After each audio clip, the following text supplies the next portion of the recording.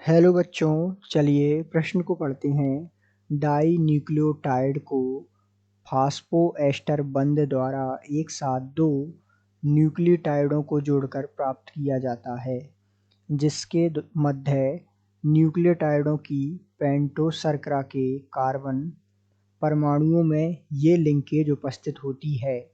आपको विकल्प दिए हुए हैं। विकल्प ए है 5 एवं 3, विकल्प बी है 5 एवं 5, विकल्प सी है 1 एवं 5 और विकल्प डी है 3 एवं 3।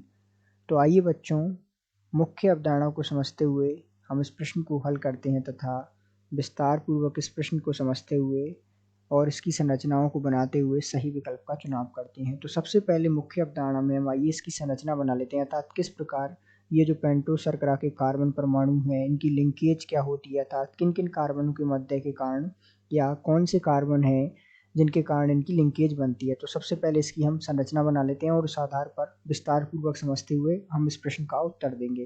तो इसकी संरचना बना लेते हैं। इस प्रकार इसकी संरचना होती है।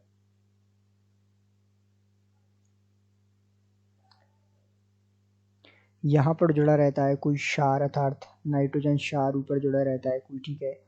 इसी प्रकार यहाँ इससे OH समूह जुड़ा होता है, ऊपर H जुड़ा हुआ होता है। इसी प्रकार इससे यहाँ पर जो है S समूह जुड़ा होता है और ये जो कार्बन हम देख रहे हैं यहाँ पर इसके साथ ऊपर जुड़ा हुआ होता है CH2O, P द्विबंध O माइनस, ये फास्फेट समूह जुड़ा होता है तथा नीचे यहाँ इस पर O,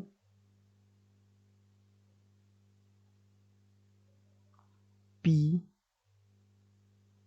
द्विबंध O और इसी प्रकार यहाँ पर जुड़ा होता है इससे O- और इसके साथ यहाँ पर जो संरचना जुड़ी होती है इस प्रकार इसके साथ O CH2O, इस प्रकार इसकी संरचना बनी हुई होती है। यहाँ पर क्षार जुड़ा हुआ होता है। इसी प्रकार यहाँ इसके साथ नीचे OH समूह जुड़ा हुआ होता है और ऊपर जुड़ा हुआ होता है H, तथा यहाँ पर फिर OH समूह जुड़ा हुआ होता है और ऊपर इसके H जुड़ा हुआ होता है और ये इस प्रकार इसके साथ जुड़ा हुआ होता है। तो ये जो संरचना है वो हमने देखी। अब यदि हम इसके संख्याओं को देखें तो सबसे पहले हम इसमें जो है इसका नंबर दे देते हैं 1, 2, 3, 4 और 5वां कार्बन। इसी प्रकार 1, 2, 3, 4 और 5वां कार्बन।